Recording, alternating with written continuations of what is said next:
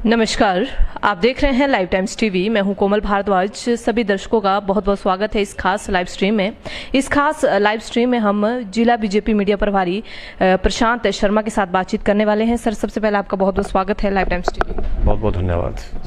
BJP की तरफ से आज जो है हम यहाँ पर प्रतिक्रिया लेना चाहेंगे। जैसे कि अगर कांग्रेस की बात करते हैं, हाल ही में जो है नई जिम्मेवारियां जो है कांग्रेस के कई नेताओं को दी गई। इसमें अगर मंडी की बात करते हैं तो मंडी के भी अलग अलग जो है नेताओं को अलग अलग जिम्मेवारियां दी गई। अगर प्रदेशाध्यक्ष की बात करते हैं तो प्रदेशाध्यक्ष प्रतिभा सिंह जो है जिनको बनाया गया है, काफ़ी ज़्यादा हलचल कांग्रेस पार्टी में देखी गई है। लेकिन यहाँ पर अगर बीजेपी की बात करते हैं तो प्रतिक्रिया जाना काफ़ी ज़्यादा अहम रहता है। सबसे पहले तो लाइव टाइम टीवी चैनल के सभी दर्शकों को मेरा नमस्कार। संगठन में कांग्रेस पार्टी के संगठन में बदलाव हुए हैं तो हम तो सर्वप्रथम शुभकामनाएं देते हैं नए जिनको ये दायित्व मिले हैं।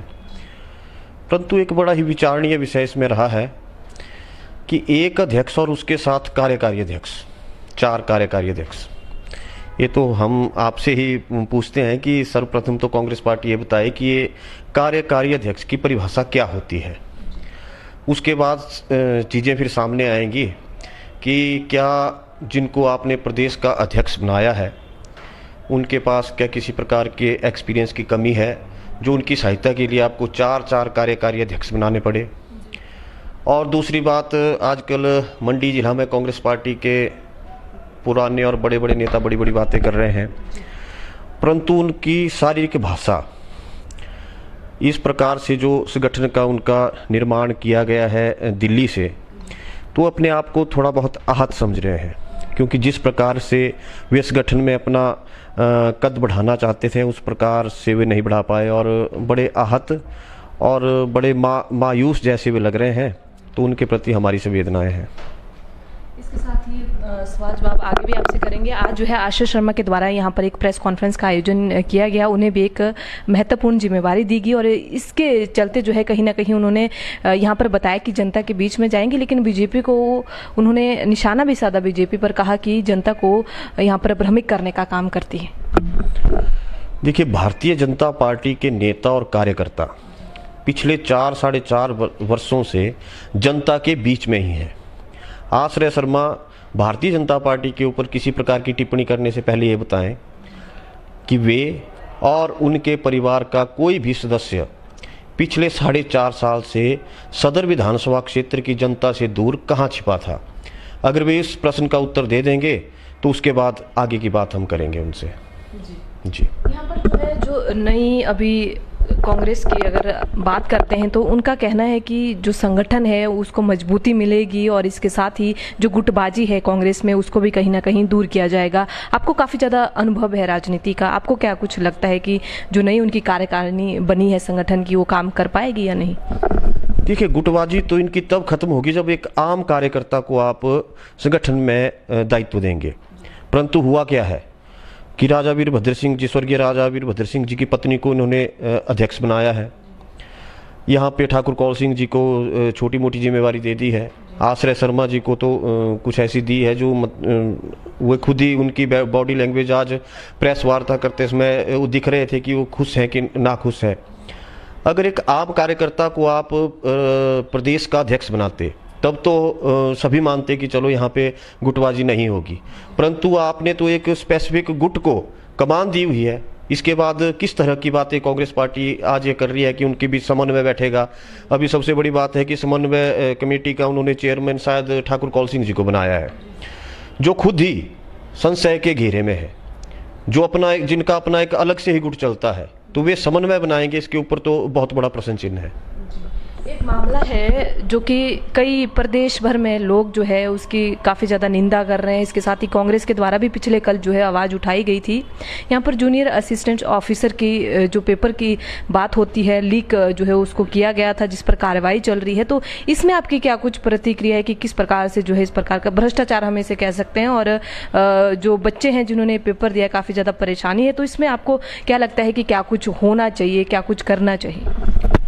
ये बड़ा ही निंदनीय मामला इसको कह सकते हैं। परंतु कांग्रेस पार्टी का भारतीय जनता पार्टी के ऊपर आरोप लगाना ये बिल्कुल सरासर गलत है, क्योंकि इस मामले में पहले भी ऐसे कई बार ऐसे मामले आए हुए हैं, तो वहाँ पे कांग्रेस सरकार का उसमें कोई भी आप कह सकते हैं कि रोल नहीं होता है। जैसे कि आपने कहा कि पहले भी कई बार जो है ऐसे मामले आए हैं, तो इसमें हम क्या कह सकते हैं कि क्यों जो है इस प्रकार की गलतियां जो है बार बार सामने आती है? पहले भी हुए, आपने खुद ही कहा कि एक बार जो गलती हुई उससे सीख नहीं ली जा सकती। नहीं, इसमें देखिए सबसे बड़ी बात है कि इसमें किन लोगों का सीधा संबंध है इस कार्य से। अब इसके ऊपर कार्रवाई हो रही है, 8 या 9 लोगों को पुलिस द्वारा पकड़ा गया है। तो उसके बाद आने वाले समय में भविष्य में सरकार ने सख्त आदेश दिए हैं कि दोषियों को बख्शा नहीं जाएगा। तो इसके ऊपर ज़्यादा टिप्पणी तो हम नहीं कर सकते, क्योंकि ये कानून से संबंधित मामला है, और हम आशा करते हैं कि भविष्य में ऐसी कोई भी घटना घटित नहीं होगी। उन बच्चों के लिए क्या कुछ जो है सरकार करेगी जिन बच्चों ने ये पेपर दिया हुआ है, या फिर से इस पेपर को कराया जाएगा या फिर रद्द होगा, या ऐसी कुछ जानकारी आपको? नहीं, इसके ऊपर तो सरकार तय करेगी। इसके ऊपर मैं टिप्पणी करने में समर्थ नहीं हूँ। इसके साथ ही एक मामला आज हमारे बीच में आया, पद्दर की बात है, दरंग विधानसभा की, जहां पर 4 पंचायतें ऐसी है पानी से संबंधित काफ़ी ज़्यादा परेशानी है। उनका कहना है कि जो पद्दर जो 4 गांव हैं वहां का पानी जो है प्राशर की तरफ एक योजना बनाई गई है कि प्राशर की तरफ ले जाया जाएगा, लेकिन उनकी पंचायत में अभी भी फिलहाल पीने के लिए पानी नहीं है, जहाँ पर भारतीय जनता पार्टी फ्री पानी देने की बात करती है। तो ये किस प्रकार का मामला है? और कई क्षेत्र ऐसे हैं, आजकल आप न्यूज़पेपर भी देखते होंगे कि हर जगह जो है पानी की काफ़ी ज़्यादा किल्लत है। नाचन विधानसभा की बात करते हैं और अन्य दरंग की भी बात कर रहे हैं, और जोगिंदरनगर से भी काफ़ी ज़्यादा लोग जो है पानी की किल्लत का सामना कर रहे हैं। सर, इसमें क्या कुछ कहना चाहिए? देखिए, भारतीय जनता पार्टी के पिछले 4 साल के कार्यकाल में जल शक्ति विभाग ने बड़ा ही महत्वपूर्ण कार्य किया है, और देश भर में भारतीय जनता पार्टी की सरकार के नेतृत्व में जल शक्ति विभाग ने लगभग 10 लाख के आसपास नए नल लगभग प्रदेश के हर घर में लगाए हैं। नल तो लगाए सर, वही मैं पूछ रही हूँ कि पानी क्यों नहीं है? नल तो है। नहीं, अब स्कीमें चली हुई हैं, काफ़ी बड़े बड़े प्रोजेक्ट जो है वो विचाराधीन थे, उनके टेंडर हो गए हैं। पानी की समस्या काफ़ी समय पहले से है, परंतु इन 4 सालों में एक से बढ़कर एक जल शक्ति विभाग की स्कीमें जो है वो चली हुई हैं, जिनके टेंडर हैं वो प्रोसेस में है, कार्य प्रगति पे है। आने वाले 1-2 महीनों में हमारा मानना है कि हिमाचल प्रदेश में किसी प्रकार की भी पीने की पानी की कोई समस्या नहीं होगी। कुल मिलाकर आपका कहना है कि पानी की समस्या काफ़ी लंबी है, लेकिन आए दिन जो है सुधार हो रहा है प्रतिदिन, आपका ये कहना है। लेकिन अब दूसरे जो मुद्दा है काफ़ी लंबे समय से, जैसे कि मैं आपसे बात कर रही थी कि जो HRTC की बसेस हैं, रोज़ जो है न्यूज़पेपर के में इसमें भी जो है अखबारों में खबर आती है कि बसेस ख़राब हैं, हाफ गई आधे रास्ते में, लोगों को गर्मी के दिनों में काफ़ी ज़्यादा दिक्कत होती है, बसेस चेंज करनी पड़ती है, एक्सीडेंट होते हैं। तो नई बसेस कब तक आ सकती है? क्या प्रावधान है? क्योंकि लगातार खबरें चलने के बाद भी जो है इन मामलों को सीरियसली नहीं लिया जाता। देखिए, कोरोना काल के समय लगभग 1.5 से 2 साल तक हिमाचल रोड ट्रांसपोर्ट की सारी बसें अपने अपने स्थानों पे जहाँ पे थी वहीं खड़ी रही। तो ये स्वाभाविक है कि उसमें कोई टेक्निकल चीज़ काफ़ी लंबे समय तक अगर बंद रहती है तो उसमें कोई ना कोई दिक्कत आती है। उस प्रकार की इतनी भी नहीं है जितनी कि आज मीडिया के द्वारा दिखाई जा रही है।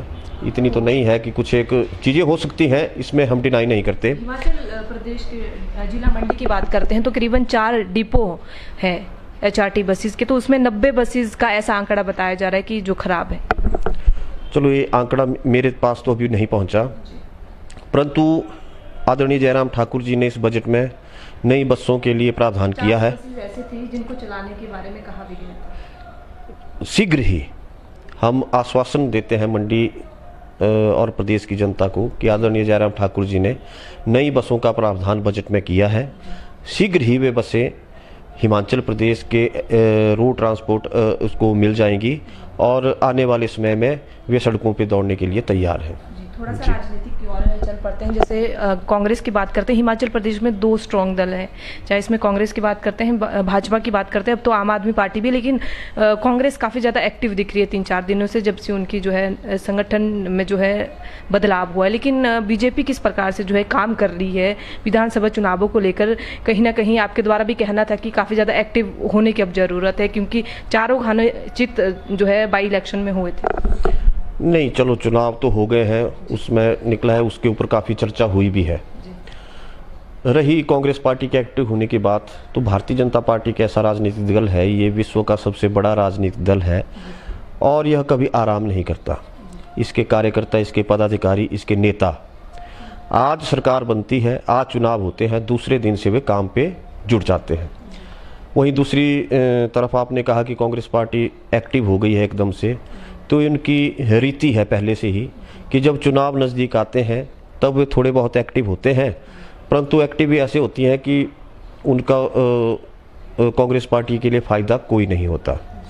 अब वो किस हिसाब से एक्टिव हैं, उनकी बॉडी लैंग्वेज आज, खासकर मंडी जिला की मैं बात करूंगा, यहाँ के नेताओं की बॉडी लैंग्वेज आज वो पूरी तरह से आहत दिख रहे हैं। जिस प्रकार से संगठन में उनके साथ एक किस्म से कह सकते हैं कि दुर्व्यवहार किया गया है हाईकमान द्वारा।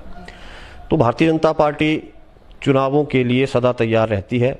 पूरे जोश के साथ भारतीय जनता पार्टी के कार्यकर्ता इन चुनावों में कार्य करेंगे और आदरणीय जयराम ठाकुर जी के नेतृत्व में मिशन रिपीट को पूरा करेंगे। तो चलिए, बहुत बहुत शुक्रिया हमारे साथ जुड़ने के लिए, अपने विचार साझा करने के लिए। फिलहाल सभी दर्शकों से विदा लेना चाहूंगी। मंडी से लाइव टाइम्स टीवी के लिए मैं कोमल भारद्वाज, कैमरा पर्सन अश्विनी कुमार के साथ।